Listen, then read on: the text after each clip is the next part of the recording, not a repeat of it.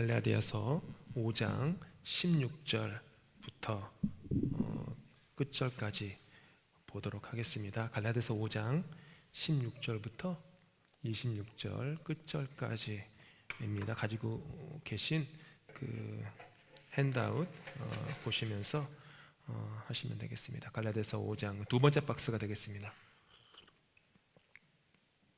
그래서 오늘은 우리가 함께 기도한 제목도 있지만 그 성령의 열매, 그 다음에 육체의 그 일, 바울 사도께서 요 두 가지를 대조해 가지고 말씀하시는데요. 그 부분을 우리가 좀 보겠습니다. 함께 저와 함께 교독하겠습니다. 16절부터 교독합니다. 내가 이르노니 너희는 성령을 따라 행하라. 그리하면 육체의 욕심을 이루지 아니하리라. 육체의 소욕은 성령을 거스르고 성령은 육체를 거스르나니 이 둘이 서로 대적하므로 너희가 원하는 것을 하지 못하게 하려 함이니라. 너희가 만일 성령의 인도하시는 바가 되면 율법 아래에 있지 아니하리라. 육체의 일은 분명하니 음행과 더러운 것과 호색과 우상 숭배와 주술과 원수 맺는 것과 분쟁과 시기와 분냄과 당짓는 것과 분열함과 이단과 투기와 술취함과 방탕함과 또 그와 같은 것들이라. 전에 너희에게 경계한 것 같이 경계하노니 이런 일을 하는 자들은 하나님의 나라를 유업으로 받지 못할 것이요 오직 성령의 열매는 사랑과 희락과 화평과 오래 참음과 자비와 양선과 충성과 온유와 절제니 이 같은 것을 금지할 법이 없느니라. 그리스도 예수의 사람들은 육체와 함께 그 정욕과 탐심을 십자가에 못 박았느니라. 만일 우리가 성령으로 살면 또한 성령으로 행할지니 함께 있습니다. 헛된 영광을 구하여 서로 노엽게 하거나 서로 투기하지 말지니라. 아멘. 지난 시간에 우리가 함께 묵상하였던 5장 1절부터 15절에서 이어지는 겁니다. 5장 1절에서부터 15절의 내용은 간략하게 정리를 해드리면 하나님께서 예수 그리스도의 십자가 희생, 십자가의 은혜로 말미암아 그것이 복음이에요. 그 복음을 통해 우리를 자유를 위해 부르셨다. 이게 가지고 계신 의문을 읽지 않았지만 왼쪽 박스 제일 처음에 이렇게 말하잖아요. 그리스도께서 우리를 자유롭게 하려고 자유를 주셨으니 그러므로 굳건하게 서서 다시는 종의 멍에를 매지 말라. 이 말은 이제 율법의 종이 되지 말고 복음으로 말미암아 새로운 새 생명이 되었으니 자유를 갖고 자유롭게 살아라. 그런 얘기를 했어요. 그런데 뭐든지 이제 그 어떤 진리 메시지가 전파되면 그거를 이렇게 잘못 이해해가지고 남용되거나 오용되는 경우가 있죠. 자유를 얘기하니까 그 자유가 방종의 도구로 삼아지는 일들이 있었던 것입니다. 그래서 바울 사도께서 자유를 줬는데 그 자유를 방종의 도구로 삼지 말라라고 얘기하세요. 그러니까 육체의 기회를, 내 육체의 어떤 소욕을 이루는 그런 방종으로 내가 자유 얻었어. 그러니까 내가 맘대로 해도 돼.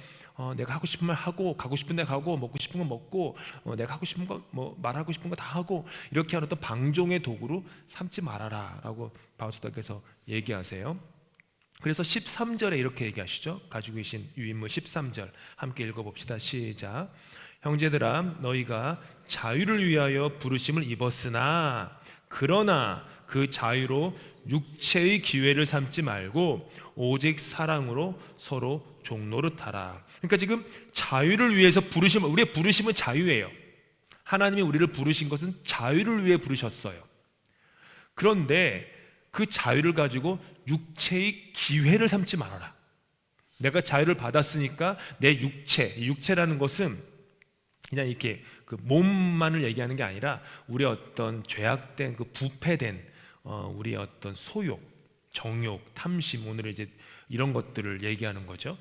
그래서 그것을 위한 기회로 삼지 말아라.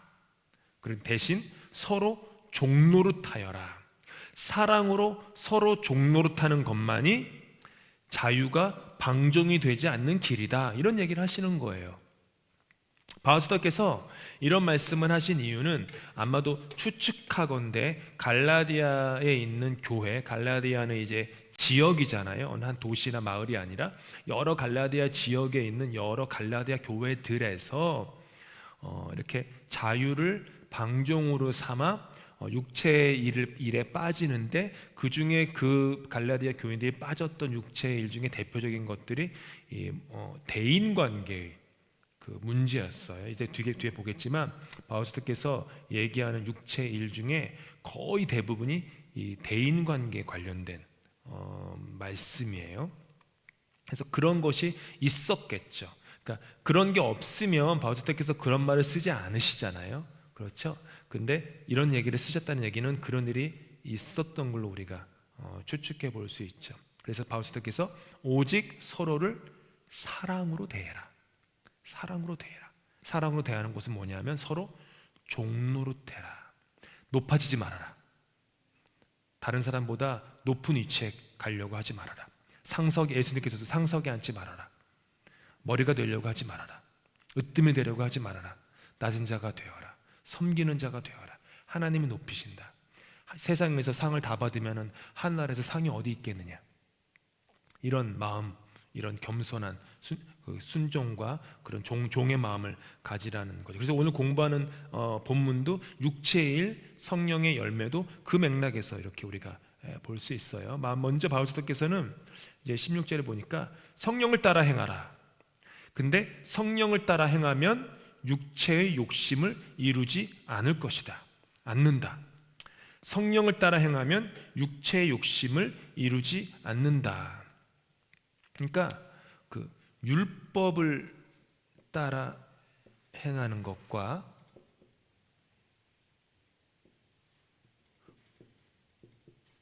복음을 따라 행하는 것, 율법을 따라 행하는 것은 사람이에요. 사람의 힘으로 합니다. 복음을 따라 행하는 것은 사랑의 힘으로 하는 것입니다. 혹은 사람의 힘, 혹은 사람의 동기, 사랑의 동기, 이것으로 한다는 거예요. 이런 차이점이 있어요. 율법을 따라 행하는 율법주의는 사람의 힘으로 합니다. 이게 구별되어 있어. 사람과 사랑. 사람, 나의 힘으로, 나의 능력으로, 나의 의지로 하려고 하는 거예요. 어느 정도는 이룰 수 있는데 바울사도께서 말씀하시는 것은 결국에는 실패하게 되어 있다. 100점 100패다. 만족시킬 수가 없다. 애당초 처음 시작부터 상대가 되지 않는 싸움이다. 결코 율법을 사람의 힘으로 만족시킬 수 없다. 충족시킬 수 없다.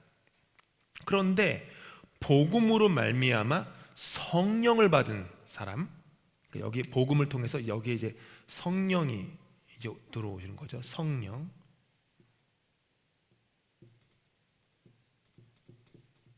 빨간색이 잘 안 나오네요. 다른색. 성령이 주시는 힘이 뭐냐 하면은 사랑이다. 그래서 사랑으로 행한다라는 거예요. 물론 사랑의 힘으로 하는 데에 있어서 약함은 있죠. 약점은 있죠.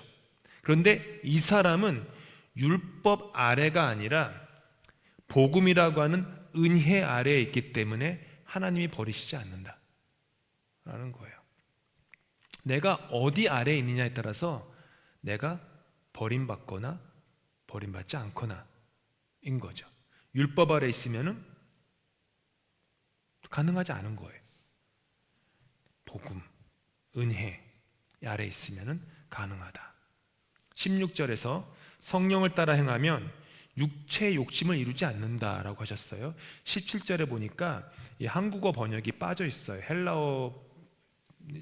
헬라어 원문에서는 이게 왜 그런 거 하면이 있어요. 그러니까 이런 거예요. 내가 이르노니 16절이에요. 내가 이르노니 너희는 성령을 따라 행하라. 그리하면 육체의 욕심을 이루지 아니하리라. 왜 그런고 하면 육체의 소욕은 성령을 거스르고 성령은 육체를 거스르나니 이 둘이 서로 대적함으로 너희가 원하는 것을 하지 못하게 하려 함이라. 그러니까 성령의 소욕과 육체의 소욕이 싸우게 되어 있다라는 거예요. 둘은 함께 동거하지 않는 거예요. 성령의 그 소욕과 육체의 소욕이 사이가 좋은 게 아니에요. 둘은 함께 양립할 수가 없다는. 그래서 성령을 따라 행하든지 육체를 따라 행하든지 둘 중에 하나라는 거예요. 성령을 따라 행하는 사람은 육체가 원하는 것을 이루지 못하게 되어 있고, 육체를 따라 행하는 사람은 성령이 원하는 것을 이루지 못하게 되어 있다, 이거예요. 물론 인생에서 우리는 여기서 왔다 갔다 하죠.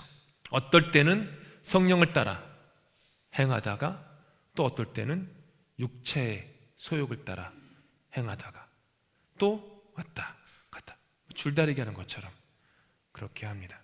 이제 바울 사도께서 자유가 방종으로 바뀌어서 남용됨으로 말미암아 벌어지는 육체의 일을 나열하세요. 굉장히 많이 말씀하시는데 보시면 음행, 더러운 것, 세 번째 호색, 네 번째 20절 우상숭배, 다섯 번째 주술, 여섯 번째 원수 맺는 것, 일곱 번째 분쟁, 여덟 번째 시기, 아홉 번째 분냄, 열 번째 당짓는 것, 11번째 분열함, 12번째 이단, 13번째 투기, 14번째 술취함, 15번째 방탕함, 15가지를 얘기하세요. 그와 같은 것들 15가지. 성령의 열매는 아시다시피 몇 개죠? 9개. 그러니까 15개나 얘기하시고 성령의 열매는 9개 얘기를 하세요. 이걸 잘 보시면 그 육체의 일이 이 파란색이 잘 보이세요? 아니면 어떤 색깔이 보이시나요? 잘 안 보이세요? 검정색으로 계속 해야겠다. 육체의 일,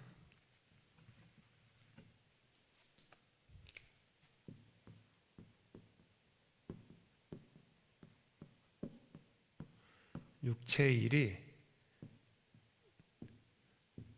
네 가지의 종류로 나눠져요. 첫 번째는 성적인 것,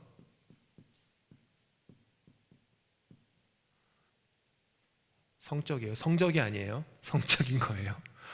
성적. 그 다음에 우상 숭배, 우상에 대한 거. 그 다음에 불화에 대한 거. 네 번째가 술 취함에 대한 거. 요거로 나눠져요. 카테고리를, 범주를 따지면 성적, 불순함 뭐 이런 거죠. 우상 숭배, 불화, 술 취함. 근데 바울 사도께서 육체의 일 15가지를 얘기하실 때 대부분의 육체의 일이 어디에 해당되냐 하면은 여기 세 번째 불화에 해당돼요. 대부분의. 그러니까 마치 성적인 불순이나 우상 숭배나 술 취함은 마치 무거운 거지만 좀 벽가지처럼 보일 정도고, 사도 바울 사도의 그 초점은 불화 있어요. 불화라는 말은 뭐죠? 인간관계에 대한 거예요. 인간관계, 관계에 대한 거. 그래서 육체의 소욕을 따르면 관계가 어긋난다, 망가진다. 그래서 관계가 망가지는 것들을 쭉 나열하시는 거예요. 이제 여기를 볼 거예요. 하나씩 보죠. 성령의 열매는 워낙 많이 들으셨으니까 오늘 성령의 열매 9가지 열매는 제가 간단하게 넘어가겠고, 여기 육체의 일에 대해서는 조금만 더 자세하게 다루도록 하겠습니다. 자, 19절에 보니까 음행 그래요. 이 음행은 음행, 그 다음에 여기 보니까 여기 음행, 더러운 것, 호색 세 가지예요. 이게 성적 불순에 포함되죠. 음행, 더러운 것, 호색. 음행, 요것들은요 전부 다 성적 죄악인데 다른 많은 대부분의 죄악들은 나의 그 바깥의 존재들에게 손해를 끼쳐요. 피해를 줘요. 근데 성적인 죄악은 나 자신에게 손해를 입혀요. 이게 성경이 가지고 있는 그 시선이에요. 성적인 죄악은 다른 사람이 보다는 먼저 나 자신에게 해악을 끼치는 거다. 그래서 성경은 사람의 성적 죄악이 자기 몸에 대한 죄악이다라고 얘기해요. 내 몸에 대한 죄악. 그게 이제 고린도전서 6장 18절 말씀 한번 읽어봅시다. 화면 보시면서 시작.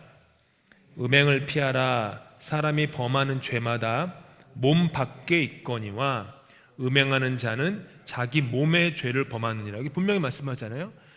사람이 범하는 많은 대부분의 죄들은 몸 밖에 있다. 몸 밖에 있어서 다른 사람에게 피해를 준다. 하지만 음행하는 자는 자기 몸, 남의 몸도 아니라 자기 몸에 죄를 범하는 거다. 11세기에 캔터베리의 대주교였던 안셀름이라는 분은 이런 얘기를 했어요. 다른 죄들은 대항하여 싸워서 이길 수 있지만 성적인 죄악은 피함으로써만 이길 수 있다라고 해요. 그러니까 다른 죄악들은 내가 한번 붙어가지고 소위 말하는 맞짱 뜨듯이 해가지고도 이길 수 있다라는 거예요. 근데 성적인 죄악은 붙거나 맞짱 뜨거나 이렇게 겨루거나 해가지고는 안 된다라는 거예요. 피하는 것만이 이기는 것이다. 가장 대표적인 예가 요셉이죠. 요셉은 준수한 청년이었습니다. 준수한 청년이었는데 보디발의 집에 있을 때 보디발의 아내가 하루도 쉬지 않고 요셉을 성적으로 유혹을 하죠. 하루도 쉬지 않고 유혹해요. 그러다가 그 보디발의 아내가 요셉을 성적으로 유혹하면서 요셉을 잡으려고 할 때 요셉이 했던 게 뭐냐면은 36개 줄의 나이였어요. 아니 남자가 돼가지고 도망이나 다니고 이렇게 얘기할 수 있지만 요셉은 알았던 거예요. 이거는 내가 맞닥뜨려서 해결할 수 있는, 이길 수 있는 그런 유혹이 아니다. 이건 피해야 되는 거다. 도망가야 되는 거다. 요셉은 피해요. 도망가요. 그래서 성적인 유혹은 그렇게 피하는 거죠. 성경은 이 음행에 대해서 말하기를 멸망으로 가는 길이다라고 얘기를 해요. 보니까 남자분들은 그 지난주에 잠언을 읽으셨죠?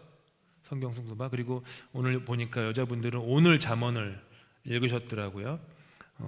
잠언을 읽으시면은 제일 많이 마음에 오시는 게 그건지 말을 좀 줄여야겠다고 다들 내려오셔서 말 좀 줄여야겠다고 말 조심해야겠다고 그러는데 잠언에는 말에 대한 얘기만 있는 건 아니에요. 음행에 대한 게 많아요.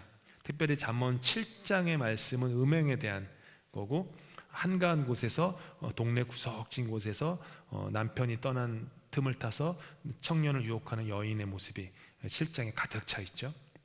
7장 이제 22, 23절 보니까 이제 그 여인한테 이렇게 홀린 듯이 쫓아가는 이 어리석은 그 청년 남자에 대해서 성경은 이렇게 얘기를 해요. 함께 읽어봅시다. 시작.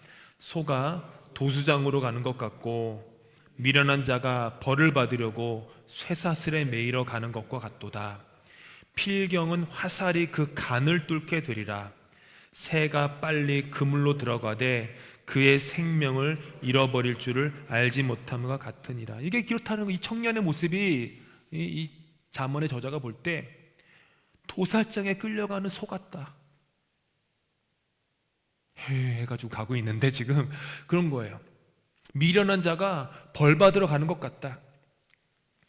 결국에는 화살이 그의 간을 뚫게 될 것이다. 간담이 서늘해진다고 하죠. 결국에는 간을 뚫게 될 것이다.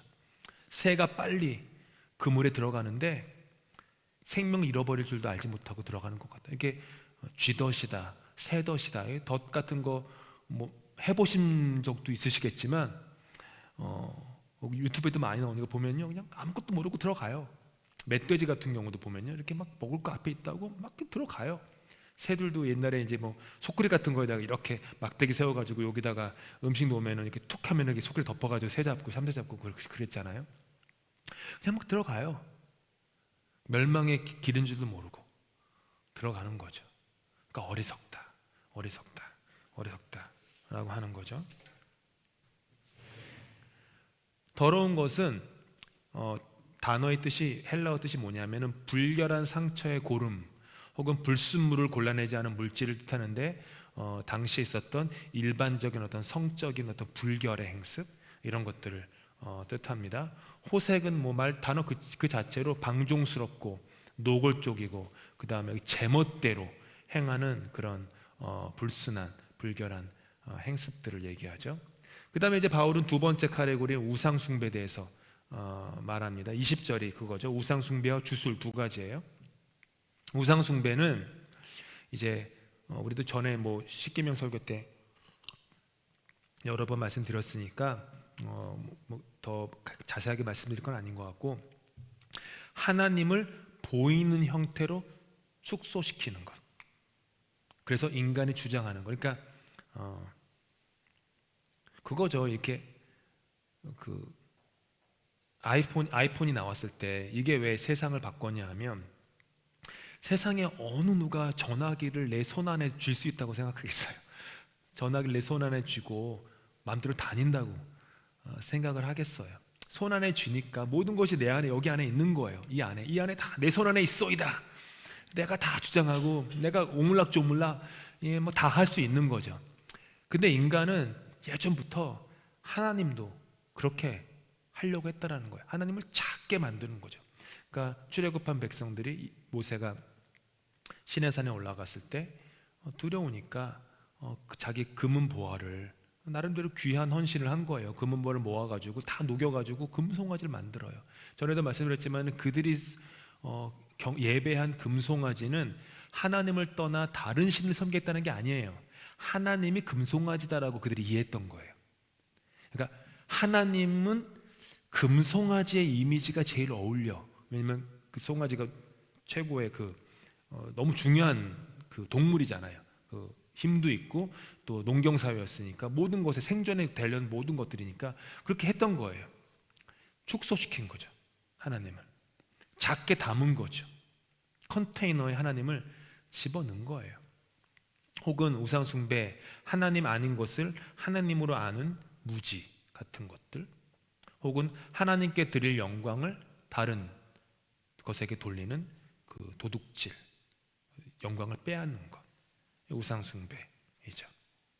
그러니까 인간도 하나님께 드려져야 할 영광인데 내가 쏙 낚아채는 것 같은, 그렇게 하려고 할 때 우상숭배인 거죠. 특별히 하나님을 육안으로 보면은 믿겠다라고 하는 마음 역시도 우상숭배예요. 어떻게 보이지 않으면 어떻게 믿어? 눈으로 보면 내가 믿겠다. 그것도 우상숭배. 왜냐하면 성경에도 보니까 스랍 천사들이 있어요. 이사야서에 보면 스랍 천사들이 있는데 그 스랍 천사들은 죄가 없잖아요. 천사들은 죄가 없어요. 그 타락한 천사들을 빼놓고는 죄가 없어요. 근데 죄가 없는 스랍 천사들도 두 날개로 얼굴을 가려요. 성경에 보니까 얼굴을 가리고 하나님을 보지 못해요. 이거 죄가 없는 천사도 얼굴을 가리고 하나님을 못 봐요. 모세한테는 하나님이 너가 내 얼굴 보면 살 수 없어. 그러니까 내가 내 얼굴 보여줄 수 없어. 이렇게 말씀하시고 지나가는 모습만 모세한테 보여주시죠. 그러니까 하나님을 내가 보면 믿겠다. 우상숭배인 거예요. 하나님의 영광과 존엄성을 무시하는 우리 인간의 교만한 마음이 들어가 있는 거죠. 신앙은 볼 수 없지만 믿는 것, 그게 고상한 신앙이에요. 고상한 신앙은, 고상한 차원의 종교는 볼 수 없지만 믿는 것. 예수님께서도 네가 본고로 믿느냐? 도마한테 그러셨잖아요. 네가 지금 상처난 거 집어넣어 보고 본고로 믿느냐? 그럴 수도 있다. 하지만 보지 않고도 믿는 자는 복되다라고 하셨어요. 보지 않고도 믿는 자는 복되다. 그런 거죠. 주술은 여기 이제 20절 나오는 거 주술이요. 요술, 마술을 뜻해요. 그래서 개인의 사욕을 채우기 위해서 하는 거죠. 이게 주술과 예언이 뭐가 다르냐? 뭐 이렇게 단순해요. 예언은 인간으로 하여금 회개케 하여 하나님께 다시 바로 세우기 위한 목적이 있지만, 주술은 인간으로 하여금 낙심케 하거나 요행을 바라보게 하여서 인간을 반성을 잊어버리게 하고 회개를 못하게. 회개가 없어요. 거기에는 회개가 없어요. 뉘우침이 없어요. 그런 게 차이가 있죠. 이제 바울 사도는 본인이 진짜 얘기하고 싶은 세 번째 불화에 대해서, 인간 관계에 대해서 얘기하죠. 20절과 21절에 나오는 8가지예요. 원수 맺는 것, 분쟁, 시기, 분냄, 당짓는 것, 분열함, 이단, 투기, 이렇게 8가지 모든 게 불화에 대한 거예요. 성경은 여러 곳에서 원수 맺는 것을 금합니다. 원수 맺는 것. 사람이 원수를 맺는 것은 이유가 뭐냐면 나와 충돌된 상대의 죄를 용서하지 않는 것. 그게 원수 맺는 거죠. 성경 말씀 읽읍시다. 함께 시작.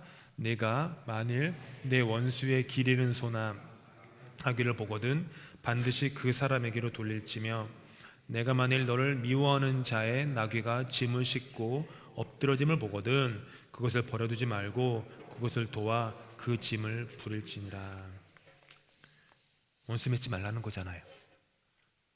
미워하는 사람의 프로퍼티, 재산을 봐도 그거를 버려두지 말고 도와야 된다. 돌려줘야 된다. 잠언 말씀 함께 했습니다. 시작.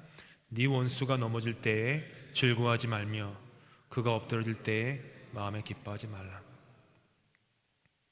마음의 경계를 삼아야 돼요. 여러분, 즐거워하시면 안 돼요. 원수가 넘어질 때 즐거워하면 안 돼요. 엎드러질 때 마음에 기뻐하셔도 안 돼요. 부메랑처럼 돌아오면 어떡하실 거예요? 우리 삶 속에 우리에게 어떤 것도 유익이 안 된다는 거죠. 분쟁, 그 다음 분쟁은 뭐냐면, 원래 분쟁이 단어가 뭐냐면 상을 얻기 위한 경쟁이었어요. 원래는 좋은 뜻이었어요. 상을 얻기 위한 경쟁이었는데 이제 선의의 경쟁이 지나치게 된 거죠. 그 결과로 뭐가 생겨요? 말다툼, 논쟁 이런 게 나와요. 그래서 분쟁이, 말다툼, 논쟁에 대해서 분쟁이 일어나서 확대가 되면요 수습하기가 어려워져요. 잠언 17장 말씀입니다. 함께 있습니다. 시작. 다투는 시작은 둑에서 물이 새는 것 같은즉 싸움이 일어나기 전에 시비를 그칠 것이니라. 다투는 시작은 둑에서 물이 새는 것까지 쫄쫄쫄 샌다라는 거예요. 처음엔 그때 그쳐라. 그때 그쳐라. 그걸 그냥 내버려 두면 뚝이 그냥 터진다. 뚝이 터지면 수습이 안 된다 라는 거예요. 그러니까 그 물이 쫄쫄쫄 셀 때 그때 멈춰라. 그때 멈춰라. 그 다음 시기라는 것은 이제 여기서 이제 헬라어 젤로스인데, 익히 아시다시피 젤러스, 영어로 젤러스가 나온 거예요. 남이 나보다 높아진 것을 보고 불쾌하게 여기는 것, 이 죄라는 거예요. 남이 나보다 높아지면 꼭 불쾌하게 여기는 것. 남의 자식이 나의 자식보다 높아진 것을 보고 불쾌하게 여긴다. 육체의 일이에요. 그건 역시 육체의 소욕이죠. 그 다음 분냄은 이제 이게 억제받지 않은 기질, 그러니까 방종이죠. 기질이 억제받지 않아가지고 폭발하거나 격발하는 것, 뭐 익히 아시는 거죠. 이건 이제 오래 지속되는 노여움이라기보다는 이렇게 활 불타오르다가 사그라지는 것 같은, 격발하는 것 같은 분냄이죠. 잠언 16장 말씀 먼저 보죠. 위에 있는 말씀 시작. 노하기를 더디하는 자는 용사보다 낫고 자기의 마음을 다스리는 자는 성을 빼앗는 자보다 낫다. 밑에 전도서 시작. 급한 마음으로 노를 바라지 말라. 노는 우매한 자들의 품에 머무름이니라. 급한 마음으로 화를 내면, 노를 내면 어리석다라는 거예요. 우매한 자들이 품에 품고 있는 게 그런 거라는 거죠. 노하기를 더디해라. 노하기를 더디해라. 용사보다, 장군보다 낫고 내 마음 다스리는 자가 성을 빼앗는 것보다 더 낫다 얘기하죠. 그 다음 이제 당짓는 것, 이제 지금 어디에 하고 있냐면요, 당짓는 것 20절이에요. 당짓는 것, 이건 이제 어원적으로는 임금 노동자를 뜻한다고 하더라고요. 임금 노동자. 그래서 이게 어떻게 해석되냐면 육체의 유익을 위해서 매수가 되어서 단결해서 진리를 거스리는 행위, 이걸 이제 당짓는 것. 무슨 말씀인지 알겠죠? 그러니까 육체의 유익을 위해서 단결해서 진리를 거스린다. 그러니까 근데 이거예요. 진리를 위해서 성령으로 하나가 되는 것은 당을 짓는 게 아니죠. 그런데 비진리를 위해서, 그리고 나의 유익, 남의 유익, 그러니까 서로 사랑으로 종노릇하라고 했는데 아니, 지금 이 당짓는 것은 나에게 나의 유익을 위한 육체적인 수단으로 비진리를 위해서 단결하는 것, 이게 당짓는 것이다. 당연히 여기에는 이웃을 위한 봉사, 섬김, 사랑으로 종노릇하는 거 들어갈 자리가 없죠. 분열함은 이제 다른 번역에서는 불리함이라고도 얘기를 해요. 그러니까 개인주의 혹은 자기중심주의로 말미암아 화합되지 않는 것. 지금 얘기하는 이 모든 것들이 예측건데 갈라디아 교회 교인들 안에 좀 있었던 거예요. 바울이 그거를 이제 지적하는 거죠.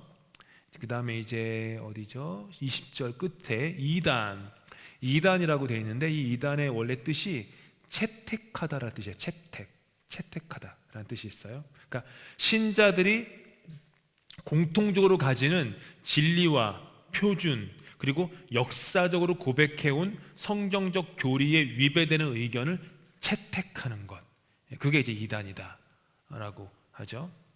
그런데 이제 이런 칭호는 다른 타파에 의해서 좁은 편견으로 인해서 남용되거나 악용되는 경우들이 역사 속에서 많았죠. 그냥 무조건 이단 이렇게 쉽게 하는 거죠. 서로 다른 견해를 가진 사람들을, 전에도 제가 말씀드렸지만 서로 다른 견해를 가진 사람들을 다르다라고 말하지 않고 틀리다라고 말해요. 그러니까 우리가 이제 한국말에서 구별 없이 쓰니까 이래요. 다른 건 틀린 거예요. 이렇게 쓰거든요. 근데 다른 게 틀린 건 아니에요. 그러니까 다른 게 틀린 게 되려면은 나만이 진리여야 돼요. 그렇죠. 나만이 100% 진리를 소유한 사람이어야지 나와 다른 사람이 틀린 게 돼요. 근데 내가 다 그런 건 아니잖아요. 그러니까 다른 건 다른 거지 틀린 게 아닌데 이제 다른 거를 틀리다라고 결론을 내리다 보니까 미워하는 마음에 사로잡히게 되죠. 그래서 이단으로 이제 모는 거죠. 바울 사도가 말씀하신 마지막 투기, 이제 세 번째 카테고리예요. 투기는 다른 사람이 가지고 있는 것을 고상하게든 비열하게든 자기도 가지고 싶어하는 정신, 빼앗기를 원하는 마음, 투기, 이거죠. 투기의 마음이에요. 이제 마지막으로 바울 사도께서는 술 취함에 대해서 얘기했는데, 술 취함과 방탕함, 이 두 가지예요. 근데 여러분 아셔야 되는 게 당시 헬라인들은 어린이들도 포도주를 마셨습니다. 아주 매일매일 어린이들도 들으시 아시겠지만 스코틀랜드에서는 어린이들도, 그 스코틀랜드 유명한 게 뭐죠? 위스키 마셔요. 어린이들이 감기약이라고 마셨거든요. 근데 헬라 사람들은 어린이들도 포도주를 마셨어요. 그러니까 우유를 마시는 것 이상으로 포도주를 마셨어요. 왜냐하면 당시의 포도주는 지금의 포도주랑 다르게 포도주 하나 물 셋 비율이었어요. 그렇게 돼 있었어요. 포도주 하나, 물 셋. 그렇게 마셨어요. 그래서 포도주 하나에 물 셋인데 이걸 먹고 취할 정도면 그냥 정신이 나갔다는 거예요. 그래서 헬라인들도 기독교인들도 이렇게 모두 이렇게 술 취할 정도로 마시는 걸 그 인간이 짐승처럼 됐다라고 이렇게 좀 안 좋게 여기던 그것도 있었어요. 그 정도로 순한 건데 취할 정도로 마셨다라는 거죠. 그런 걸 이제 바울 사도께서 지적하시는 거죠. 제사장인 사람들, 근데 또 지금으로 보면 우리가 올바른 정신으로도 하나님의 진리를 따르기가 쉽지 않죠. 올바른 정신으로도 솔직히 이렇게 성령의 이걸 벗어나고 성령의 일을 하기도 쉽지 않은데 이렇게 술이 취해가지고 이렇게 있으면은 실수를 범하게 되는 거죠. 그 다음에 이제 방탕함을 말씀하세요. 방탕함, 이건 뭐냐면 원래 이 단어가 어떤 운동 경기에서 승리한 다음에 우승자가 있잖아요. 그 우승자를 데리고 친구들이 무리를 짓는 것을 뜻해요. 뭘 하죠? 그 사람들은 우승했으니까 자제력을 잃고 통제받지 않고 활락과 향락을 즐기는 거. 지금도 운동 경기에서 막 되게 중요한 곳에서 막 이기면은요 어떤 일들이 벌어지잖아요. 막 그런 것처럼 막 그런 일들, 방탕함을 얘기하죠. 이게 이제 육체의 일이었어요. 이제 바울 사도는 육체의 일을 언급한 바울 사도께서는 성령의 열매를 22절부터 말씀하세요. 아시다시피 9가지 열매죠. 함께 22절부터 23절 함께 읽습니다. 시작. 오직 성령의 열매는 첫째 사랑, 희락, 화평, 오래 참음, 자비, 양선, 충성, 온유와 절제니 이 같은 것을 금지할 법이 없다라고 했어요. 여기서 성령의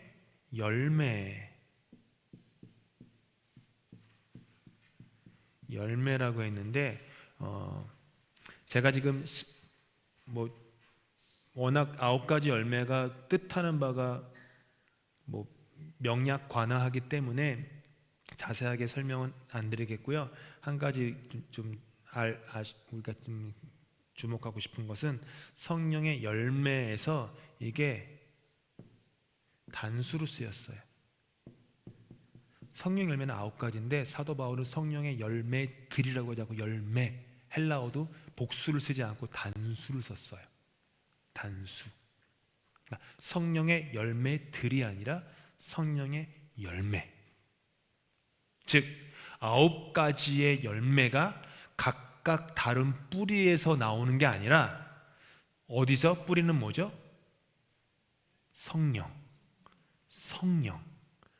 성령이라는 한 뿌리에서 나오는 9가지 열매. 이 9가지가 다 연결되어 있다는 거죠. 즉 9가지 성령의 열매를 맺는 사람은 9가지 중에 하나만 가지지 않아요. 저는 성령의 열매를 맺고 있어요. 사랑을 맺어요. 근데 저는 희락, 화평, 오래 참은, 자비, 양성, 충성, 온유, 절제는 없어요. 이렇게 말할 수 없다는 거예요. 성령의 열매는 9가지지만 뿌리가 하나이기 때문에 다른 열매들도 다 함께 맺게 되어 있어요. 그리고 우리가 기억하는 것은 성령의 열매라고 한 것처럼 사람의 노력이 아니라 성령에게서 나오는 것이다. 마지막으로 제가 좀 강조하고 싶은 것은 이 모든 열매가요, 보시면 사랑, 희락, 화평, 오래 참음, 자비, 양선, 충성, 온유, 절제 전부 다 뭐와 관련이 있냐면 인격과 관련이 있어요. 인격. 성령의 열매는 신앙 인격이에요.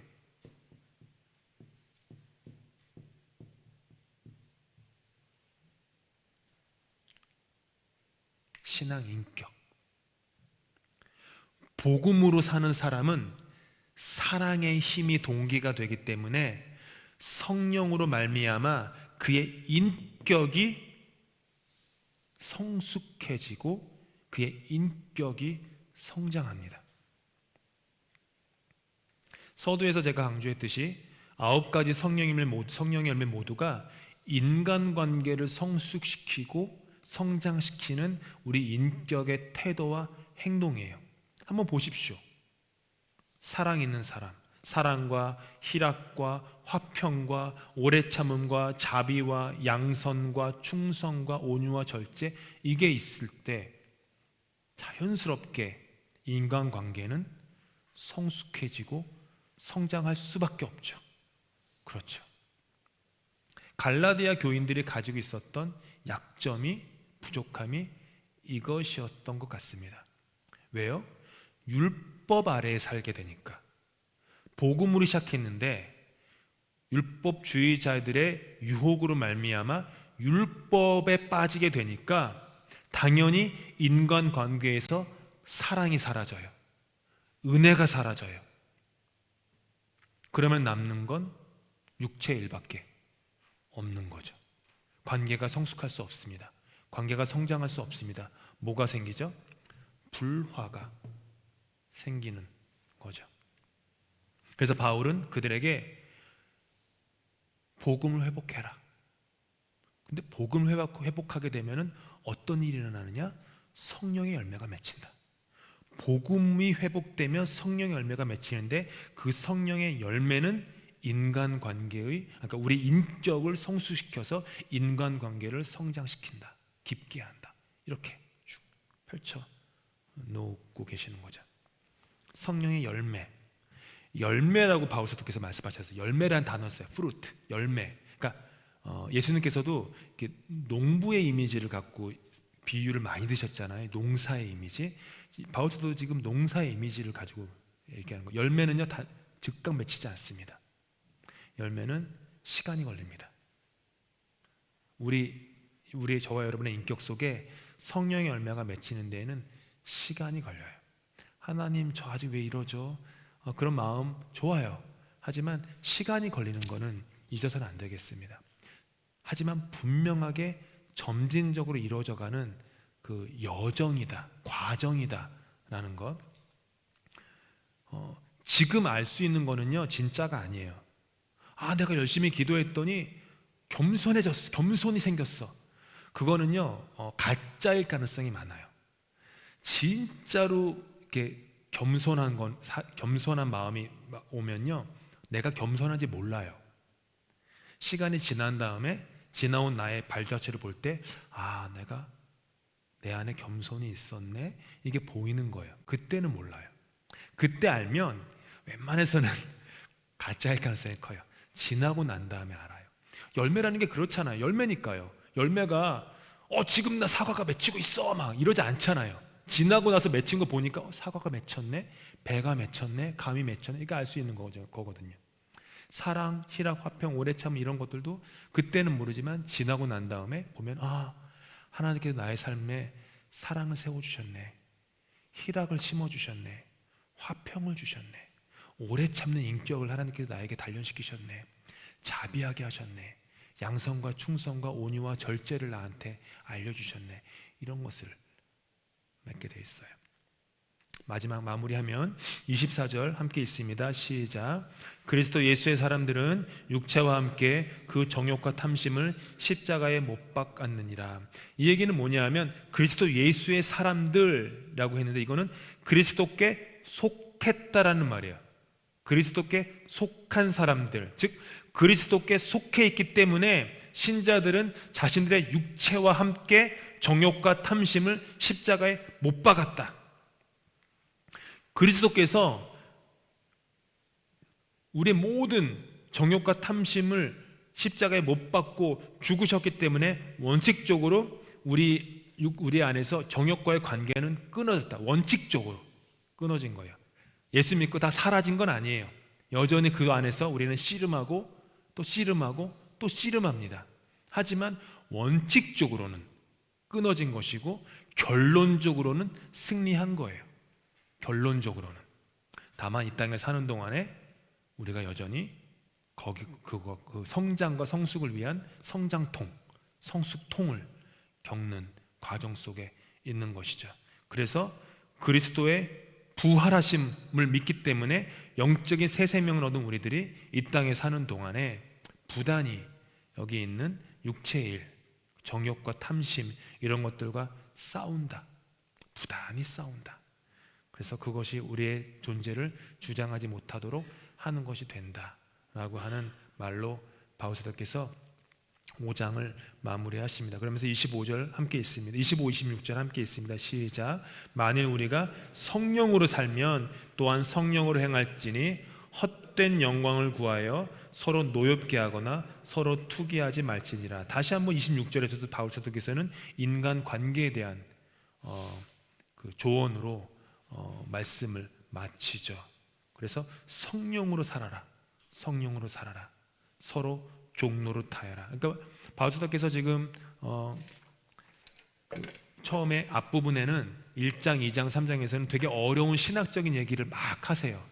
그러다가 뒷부분에 넘어가시면서 그리스도인들이, 특히 갈라디아 교인들이 실제적으로 행해야 할 그런 실제적인 적용, 삶의 구체적인 방법들에 대해서 쭉 얘기를 하시는 겁니다. 다음 주에는 그 마지막 6장 보겠습니다. 6장은 다른 장에 비해서 좀 짧습니다. 그래서 6장을 한꺼번에 다 우리가 공부하도록 하고, 그래서 12번째 시간으로 갈라디아서는 마치겠고요.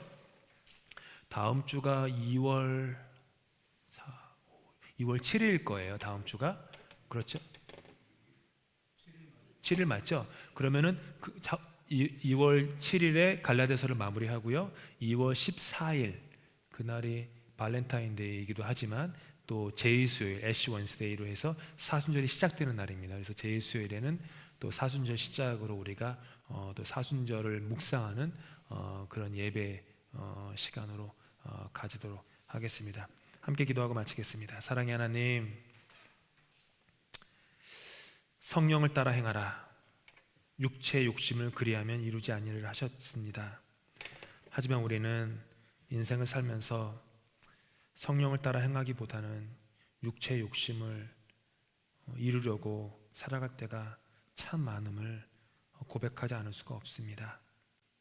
주님, 내가 그리스도와 함께 십자가에 못 박혔는데 정욕과 탐심, 육체의 욕심 이루며 살지 않게 하시고 내 안에 육체의 디자이어보다는 성령의 디자이어, 성령의 소욕이 나를 더 주장하도록 주님, 날마다 주님 앞에 무릎 꿇고 기도하며 소망하게 도와주시옵소서. 그래서 내 삶에 육체의 일이 아니라 성령의 아름다운 그런 열매가 맺히게 도와주시고, 그렇게 성장하고 인격이 성숙해지게 도와주시고, 그래서 더불어 살아가는 서로 종노릇하는 아름다운 인간관계 가질 수 있도록 은혜 베풀어 주시옵소서. 주님께서 우리 안에 그런 아름다운 성령의 열매가 우리 영어 예배, 한국어 예배, 그리고 우리 모든 세대를 거쳐서 가득할 수 있도록 자비와 은혜 베풀어 주시고, 성령님 우리 교회 모든 이들을 주장하여 주시옵소서.